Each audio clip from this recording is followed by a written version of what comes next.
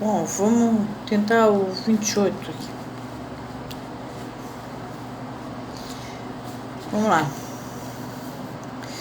Não há, com efeito, outra realidade senão esse toque da morte, cuja marca ele recebe em seu nascimento, por trás do novo encanto que assume no homem a função imaginária. É o bicho-homem aqui. Pois é justamente o mesmo instinto de morte que no animal manifesta-se nessa função, se nos detivermos na consideração de que, ao servir à fixação específica ao congênere no ciclo sexual, a subjetividade não se distingue da imagem que a cativa. Lembra que subjetividade é estado psíquico e cognitivo do sujeito, cuja manifestação faz com que esse sujeito tome conhecimento dos objetos externos a partir das referências próprias. Não se distingue da imagem que a cativa, e o indivíduo só aparece aí como representante passageiro dessa imagem.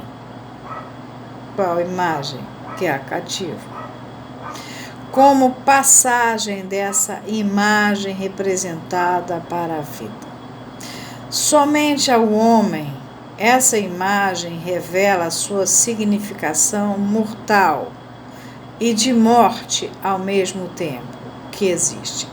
A gente só é mortal enquanto está vivo, e só é vivo porque é mortal. Isso aí, antes do Hegel entrar na questão do mestre, do senhor escravo, ele vai discutir essa questão, que está nos trágicos gregos, está nos pensadores gregos. No livro que eu escrevi, eu me dou o trabalho de escrever antes de começar as histórias da psicanálise. Eu escrevo um negócio desse tamanho. Um chama o mito e o outro chama o logos. O logos justamente trabalha com toda essa questão dos pensadores trágicos gregos, que completa, que é antes da polis, é antes do Sócrates, por isso que são chamados equivocadamente de pré-socráticos, de acordo com Carneiro Leão. E de acordo com Lacan, porque não existe nenhuma situação pré-discursiva. A situação já nasce naquele momento. Bom, mas eles são chamados, infelizmente, de pré-socráticos. Então, você só está vivo porque é mortal. Agora, o homem tem essa consciência bem clara. Mas essa imagem só lhe é dada como imagem do outro, ou seja, ela é arrebatada. É quando ele perde lá do outro lado, é que ele percebe que há a possibilidade de perder. De deixar de estar vivo. Quando ele vê a morte, que ele pode deixar de estar vivo. Agora, no inconsciente, Freud diz que a gente não tem representação de morte no inconsciente. Não é da parte do homem, isso, do homem falante, é da parte do bicho, o homem. Na parte nossa, a gente só tem representação de castração no inconsciente. Continua Lacan. Assim, o eu nunca é senão metade do sujeito. Porque é vivo. O outro lado é mortal, né? Ele é mortal. Um está vivo, o outro está morto.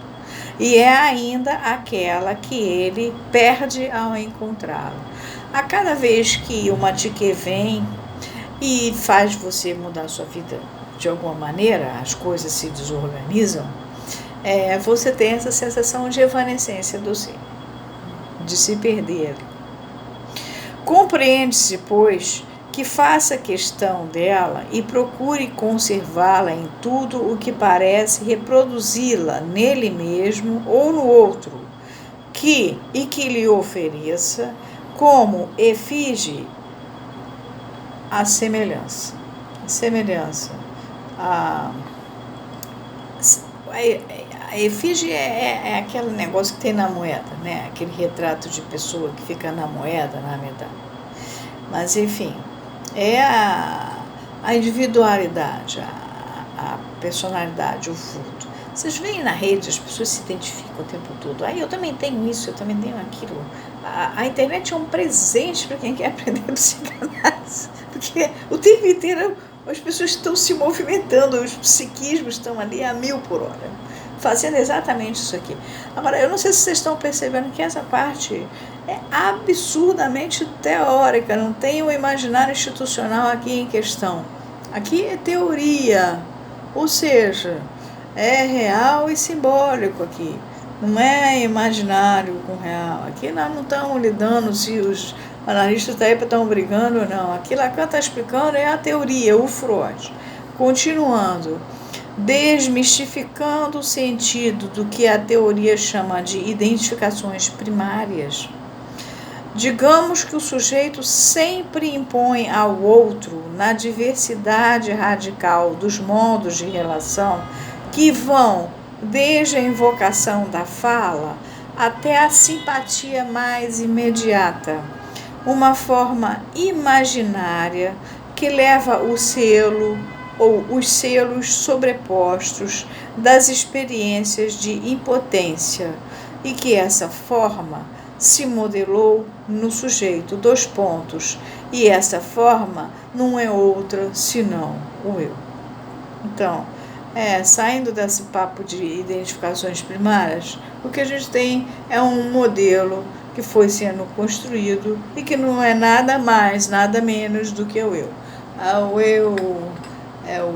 Eu vou virar aqui rápido, tá vendo aquele vazão de flores ali, ó? Aquele vazão de flores ali é como se fosse o eu. Depois vocês vão ver isso no seminário 2. Aquele monte de flores são as coisas que vão entrando no vaso e aí vão construindo o eu.